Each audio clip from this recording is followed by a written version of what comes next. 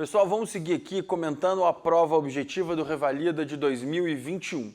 Essa questão 56, uma questão de cirurgia que você resolve lembrando das aulas de radiologia. Vamos lá. Paciente de 60 anos que tem um quadro de parada de eliminação de flatos e fezes há uma semana. Então, provavelmente um quadro aí obstrutivo e um paciente com regular estado geral, desidratado, um toque retal com ampola vazia, ampola retal vazia, abdômen hipertimpânico. E a dica para a resposta é essa aqui, ó. Distensão volumosa do cólon e seco maior do que 12 centímetros.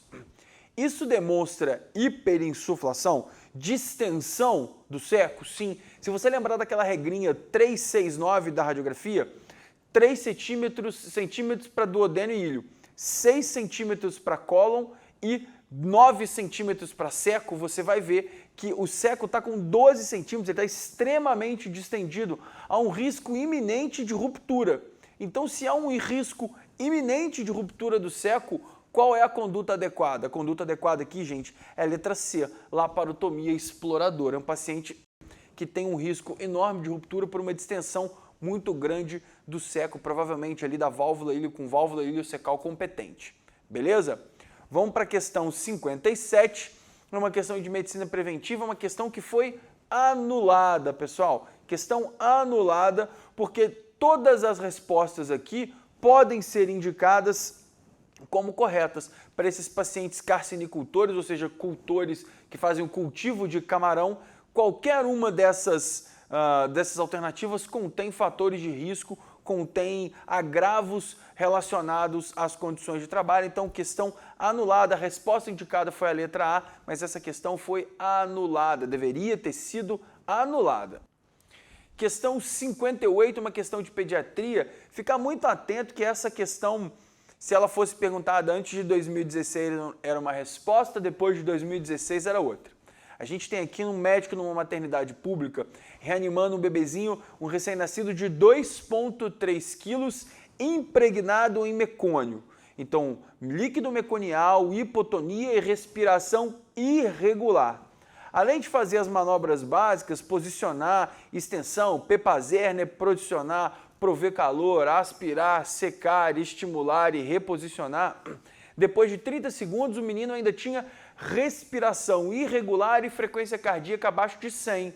O que a gente faz com esse bebê? O que a gente faz com esse bebê, gente, é o que a gente faria com qualquer outro. Iniciar a ventilação com pressão positiva com máscara facial. Depois de 30 segundos, se não houver recuperação do padrão respiratório e frequência cardíaca, aí é que a gente vai realizar a aspiração traqueal com visualização direta. Antes de 2016, a gente já fazia isso de saída. Hoje a gente viu que é melhor para a recuperação desses bebês fazer primeiro uma etapa com VPP e máscara e avaliar. Se ele ficar bem, não há necessidade de aspiração orotraqueal direta. Então a resposta correta, galera, é a letra A. Gente, vamos para uma questão aqui de pediatria. Essa é a minha questão. Eu, pneumologista pediátrico, pediatria e pneumologia, tuberculose em criança. A criança de 20 dias de vida, cuja mãe já iniciou o tratamento para tuberculose pulmonar. Quer saber o que a gente faz com essa criança? Dica importante para a prova de residência do Revalida, o que quer que seja. Se na alternativa tiver lá, suspender, interromper o aleitamento materno, você fica com o olho aberto deste tamanho. A gente faz de tudo para não suspender o aleitamento materno. Então olha para cá, tuberculose suspende o aleitamento materno? Não. Então letra B e letra D estão aqui, estão fora. A gente vai manter o aleitamento materno e depois de 3 meses de isoniazida, então a gente prescreve isoniazida para a criança por 3 meses. Dali a 3 meses a gente faz prova tuberculínica, faz o PPD. O PPD deu negativo, a gente suspende. O PPD deu positivo, a gente pode alongar essa quimioprofilaxia com isoniazida. Então a resposta aqui, ó, manter o aleitamento materno com o uso de máscara por parte da mãe, quando ela for bacilífera, ela amamenta com máscara, depois do 3º mês de vida a gente faz o PPD. Resposta, letra A.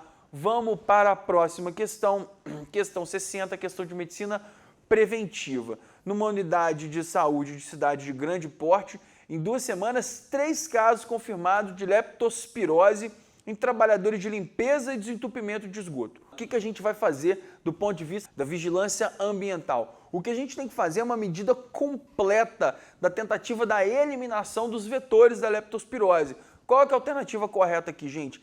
É tirar o rato de tudo quanto é jeito. Então é antirratização, desratização, informação, educação e comunicação em saúde. Reparem que isso todas são atribuições da vigilância ambiental. Resolver o problema e entrar com medidas de educação e controle. Então a resposta aqui só pode ser, mais uma vez, a letra A. Anti- e desratização, informação, educação e comunicação em saúde. Galera, questão muito bem feita, essa questão 60, o que leva a gente para a questão 61. Um lactente de 13 meses de idade, 1 ano e 1 mês de vida, foi levado para consulta de rotina e a mãe queixava que ele não era capaz de andar sem apoio. Qual é o problema de uma criança de 13 meses andar sem apoio? O problema é nenhum. A gente só espera que ele ande sem apoio com 1 ano e 3 meses. Eu acho até maldade colocar 13 meses. 13 meses você tem que lembrar que é 1 ano e 1 mês. 1 ano e 3 meses são 15 meses. Aí foi tudo bem, o ápiga foi legal, a gestação foi sem intercorrência, o peso de nascimento legal, e ele tinha uma manobra de Ortolani, aquela que a gente pesquisa displasia do desenvolvimento do quadril, com o grau 1 de Graf. Grau 1 ultrassonográfico de Graf significa que um bebê de grau 1 é um bebê saudável. O grau 1, o quadril do bebê, é saudável. O que você faz com esse? E aí ele fala aqui depois que todos os outros marcos do desenvolvimento neuromotor, neuropsicomotor da criança são adequados. O que você tem que fazer com essa criança, gente? Você tem que manter o acompanhamento de rotina, tranquilizar a família. Daqui a 2 meses, com 1 ano e 3 meses de vida, a gente vai reavaliar. Essa criança já consegue andar sem apoio? Ela anda sem apoio? Andou. Tudo bem. Um abraço. Não tem mais nada para fazer. Então a resposta aqui, mais uma vez, é a letra A. Manter o acompanhamento de rotina da criança. Então uma questão ali de desenvolvimento que tentou te pegar ali no teste ultrassonográfico de Graf do quadril, mas você sabe, aluno Revisamed sabe que a displasia do desenvolvimento do quadril, grau 1 de Graf é um bebê normal. Vamos para a próxima questão, uma questão longa de um enunciado trabalhoso para leitura, uma questão de clínica médica, mas o que mata essa questão, o que faz você responder essa questão é isso aqui, ó. Saída na anoscopia, um paciente de 27 anos, homoafetivo, com um quadro de descarga anal mucopio-sanguinolenta. A gente vai pensar, por exemplo, num abscesso. Mas a gente vai olhando aqui, ó, adenopatia inguinal supurativa unilateral à direita. Adenopatia associada a sintomas constitucionais. E reparem que nesse paciente a gente ainda tinha a secreção purulenta por diversos tratos fistulosos. Quando você tem esse sinal do regador, ou seja, diversos tratos fistulosos na compressão da adenopatia, o que a gente tem que pensar? A gente tem que pensar no linfogranuloma venéreo causado por clamídia. Tem alguma alternativa que fala isso? Múltiplas tratos fistulosos, eliminando a secreção. Olha aqui, ó, linfogranuloma venéreo, carcinoma escamoso de ânus, doença de Crohn, sarcoma de Kaposi, não vão dar essa fistulização por vários orifícios, o sinal do regador. O único que tem é linfogranuloma venéreo. A gente faz amplificação de ácido nucleico no material da lesão inguinal? Normalmente a gente não faz, mas o diagnóstico aqui pode fazer, não há necessidade, é um teste pertinente, mas o que mata é o diagnóstico. O diagnóstico aqui só pode ser linfogranuloma venéreo. Letra B de bola, passa para a questão de número 63, que também é uma questão que cabe recurso, que cabe solicitar anulação, porque é uma questão que fala de Covid. Então, é um paciente de 50 anos, tosse, anosmia, ageusia, taquidispineico, vidro fosco na tomografia. Não tem conversa, né, gente? É Covid-19. E aí ele foi internado, saturando mal, optamos por internar, intubação. Depois de 2 tentativas de extubação, o paciente não conseguiu extubar. O que a gente faz? A gente programa traqueostomia para ele. quando é que é indicada a traqueostomia no paciente na falha de intubação? Gente, as diretrizes brasileiras de Covid falam a partir do 14º dia de internação. A partir do 14º. O 14º dia está depois de 10 dias? O 14º dia também está depois de 7 dias. O 14º dia também está depois de 2 dias de intubação, gente. O paciente já foi intubado depois de 2 dias de intubação. Qual a resposta correta? Na minha avaliação, na avaliação da Revisamed, a letra B, a letra C e a letra D podem ser utilizadas como gabarito. Ele forneceu como gabarito a letra B. Essa é uma questão passível de recurso, passível de anulação. Beleza, galera? Vamos lá, então. Anulou a questão, todo mundo fica feliz, parte mais feliz ainda para a questão 64, uma questão que ela é, mais uma vez, aquela que eu já falei para vocês, meio calabresa, meio frango com catupiry. É uma questão meio ginecologia obstetrícia, meio medicina preventiva, se ela é meio uma, meio outra, a gente acerta ela inteira porque ela é fácil. Uma paciente de 18 anos que teve sexarca, ou seja, iniciação da vida sexual aos 17 anos, vem para a unidade querendo saber sobre prevenção de câncer de colo do útero, quando que ela deve começar a fazer o exame preventivo. 18 anos, a gente faz exame preventivo para essa paciente? Não. A gente fala para ela, olha, volta aqui com este objetivo para colher o exame preventivo a partir dos 25 anos. A gente faz dos 25 aos 64 anos de vida. Então, nessa fase, a gente colhe história clínica, informa que não tem necessidade de realizar o exame preventivo antes dos 25 anos. Henrique, a letra D está errada? Coletar material para citologia e 2 citologias normais com intervalo de 1 ano, fazer a coleta de 3 em 3, ela está errada que essa paciente tem 18 anos. Se ela tivesse 28, com 2 colpocitologias, a gente fazia a cada 3 anos. Beleza? Então a resposta correta aqui, letra C, não tem que fazer essa coleta agora só com 25 anos. 25 e paramos com 64 anos de vida. A gente não para com 64 anos de vida, aliás, a gente não para na questão 64, a gente vai para a questão 65. Questão 65, quem voltou para falar com a gente? Voltou tuberculose. Tuberculose está vindo na prova o tempo inteiro. Essa é uma questão um pouco diferente de clínica médica de tuberculose. 20 anos de idade, doente. Tosse, febre e dispneia mais ou menos 2 meses, sendo que o pai já teve tuberculose e abandonou o tratamento. Então ele é um contactante, mas não é contactante assintomático. Quando ele é assintomático, contactante de TB positivo assintomático tem que pensar em PPD. Aqui a gente tem um contactante sintomático. A gente tem que pensar em identificar a doença nesse paciente. O que a gente vai fazer para esse rapaz? A gente vai realizar a avaliação clínica, claro, e coletar 2 amostras de escarro. Para mandar para quê? Para mandar para teste rápido molecular, gente, e cultura de escarro. Teste rápido molecular é o melhor exame, porque ele não só diagnostica a doença, como diagnostica a resistência contra a rifampicina. Então a resposta aqui, gente, só pode ser a letra C. Avaliação clínica, 2 amostras de escarro, raio-x, sorologia para HIV e recomendar o uso de máscara cirúrgica. Olha isso aqui, ó. Onde que está? Máscara de tecido não rola. Máscara N95 também não há necessidade. N95 é para profissional de saúde. Então a gente vai realizar a avaliação clínica, colher as amostras de escarro para cultura e para teste rápido, colocar o paciente na máscara cirúrgica e investigar os contatos desse paciente. A resposta é a letra C. Tuberculose cai pra caramba aqui na prova do Revalida. Então você tem que caprichar no seu estudo de tuberculose.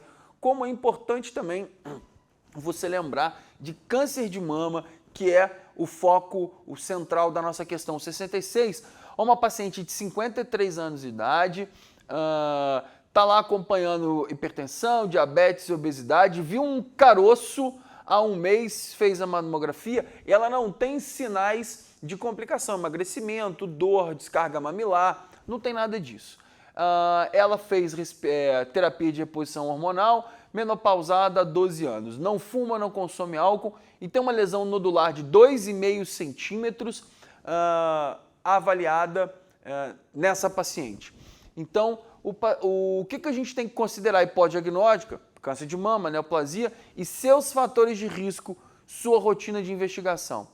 O histórico de menarca tardia, menopausa precoce, são fatores de risco reconhecidos? Não, não são fatores de risco reconhecidos. Diferente da terapia de contracepção conjugada, a TRH não é fator de risco para a doença? Não é fator de risco muito importante, mas é um fator de risco para a doença.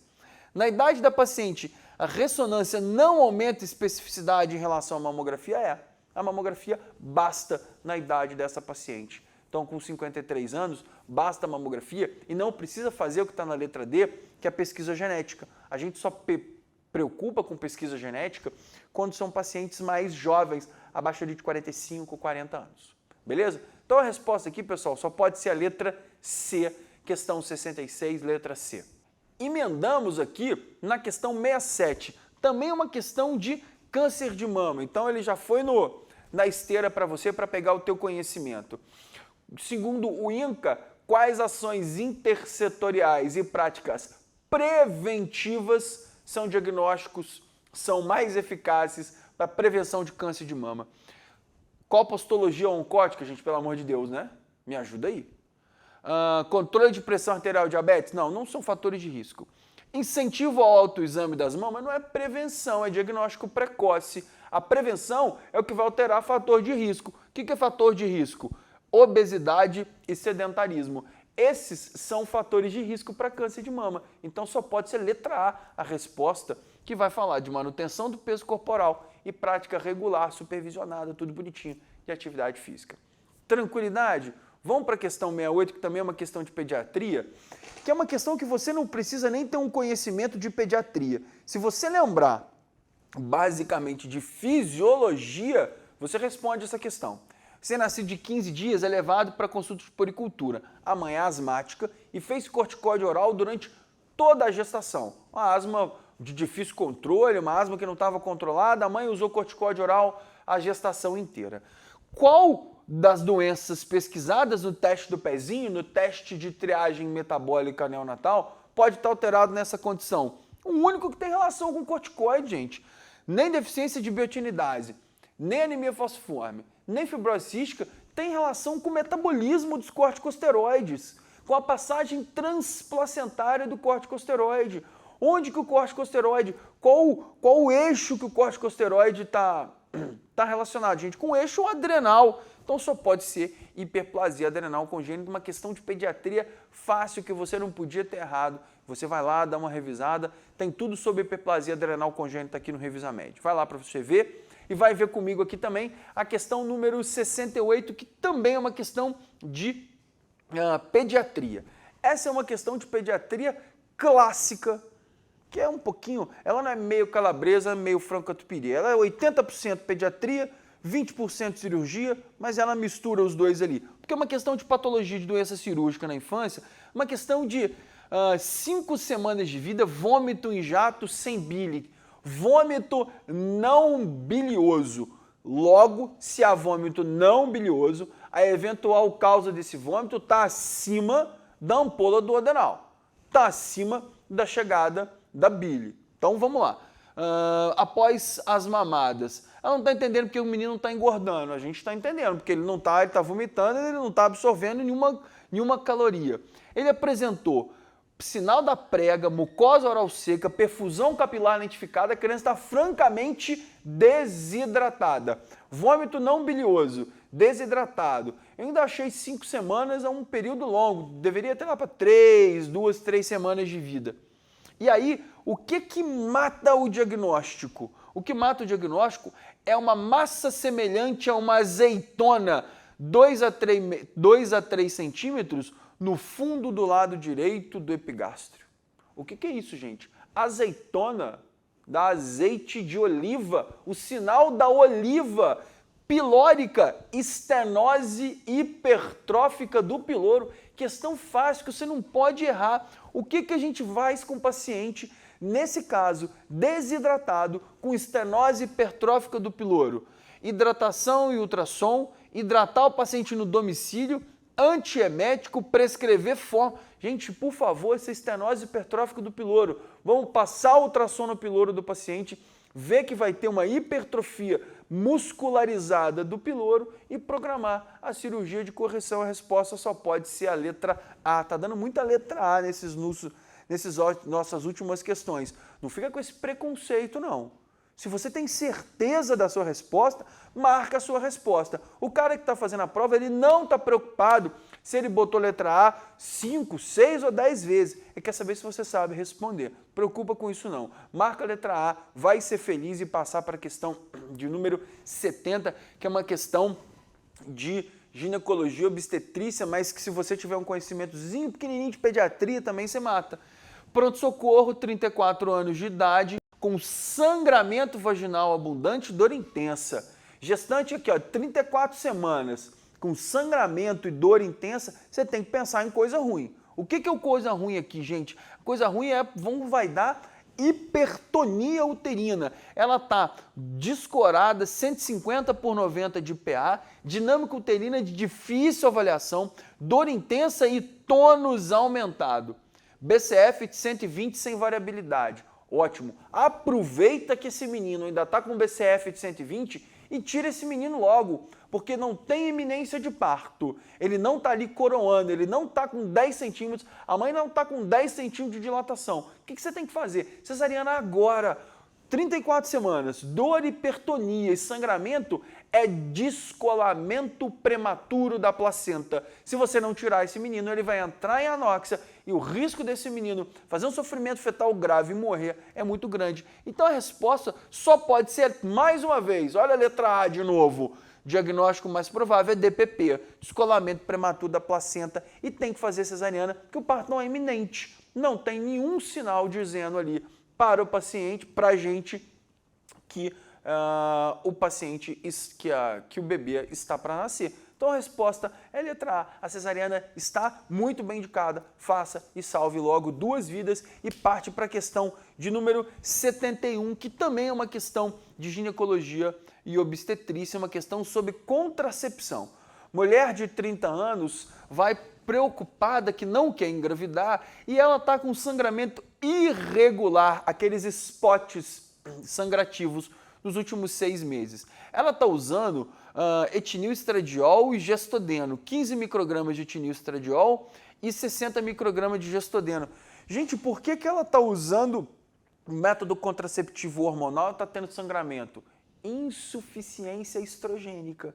O que está acontecendo é que a dosagem de estrogênio para essa paciente não está sendo suficiente. O que a gente orienta de contracepção para essa paciente?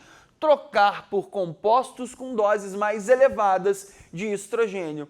Trocou com dose mais elevada de estrogênio, vai impedir o spot, vai impedir a gestação. Então a resposta, letra D. É uma questão um pouquinho mais complicada no raciocínio, as alternativas não são tão diferentes, não são tão claras assim, mas dá para responder tranquilamente que é a letra D. Se essa é a letra D, a gente vai para a questão número 72, que é uma questão de pediatria, coisa mais bacana que tem. Um escolar de 7 anos de idade admitido com febre há 5 dias, cefaleia, dor retroorbital, anorexia, mialgia, exantema pruriginoso macupapular. Gente, qual que é o diagnóstico aqui? Só pode ser dengue. O diagnóstico desse paciente é dengue, até porque, ó, antígeno N51, resultado em reagente, teste rápido positivo, prova do laço com 15 petequias. É aqui que você podia ter uma confusão.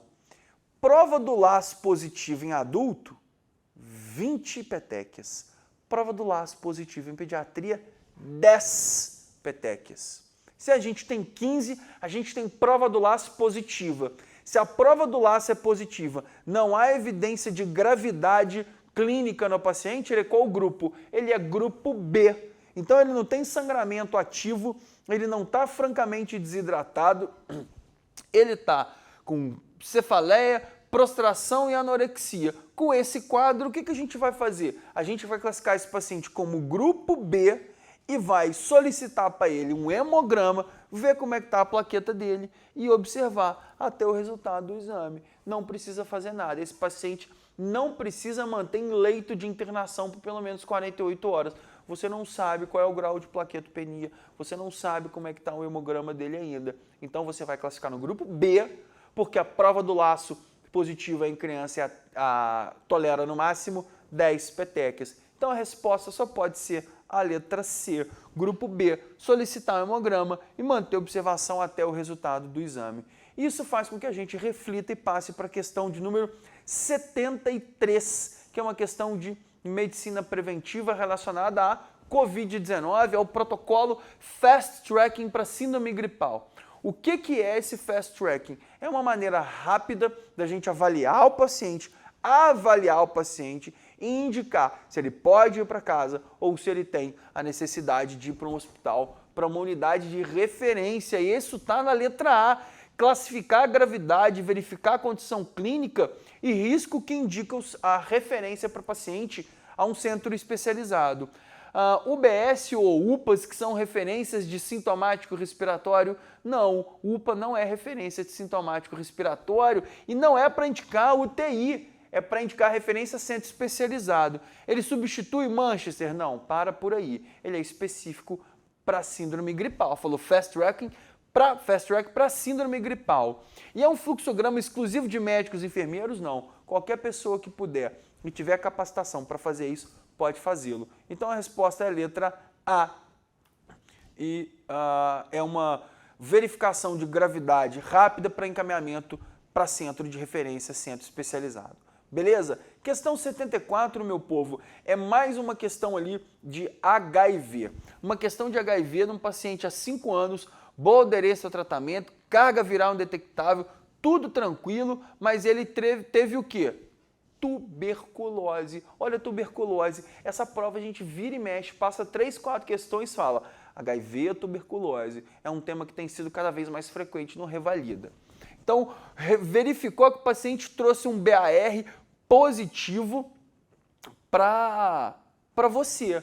Ele tem um BAR positivo, ou seja, ele é bacilífero. O que a gente faz com o paciente HIV bacilífero? Ele já tem diagnóstico de HIV. Ele trouxe carga viral indetectável. O que a gente vai fazer de jeito nenhum?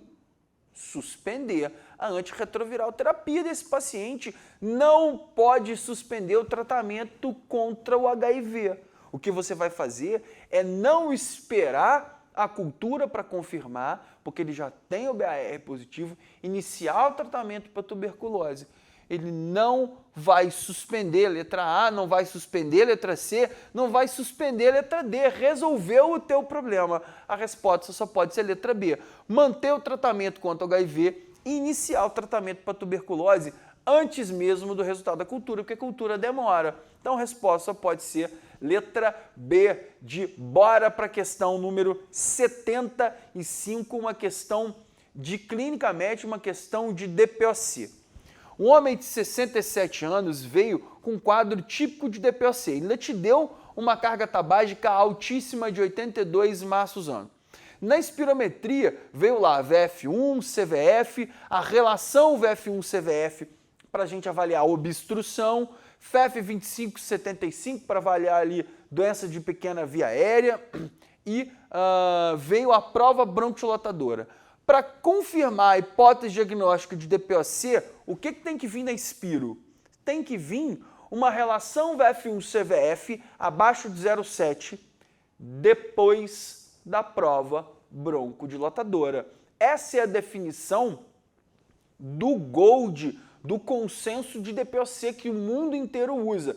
Não é FEF25-75, não pode ter aumento do VF1 maior do que 200 ml, porque se ele for maior do que 200 ml e 12% no paciente que não tem diagnóstico de obstrução, ou 7% e 200 ml, ele é um bronquiolotador, resposta positiva, afasta DPOC, a gente vai pensar em asma.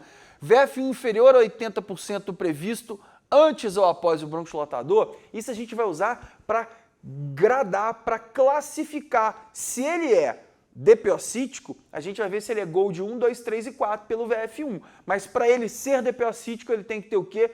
VF1-CVF inferior a 0,7 na prova pós-broncodilatadora. Resposta letra D. E depois da letra D, eu digo que a gente encerrou por aqui esse módulo. A gente foi hoje das 56 até as 75 da prova objetiva do Revalida de 2021. Fica ligado no Revisa Med que a gente vai comentar a prova inteira com você. Um abraço.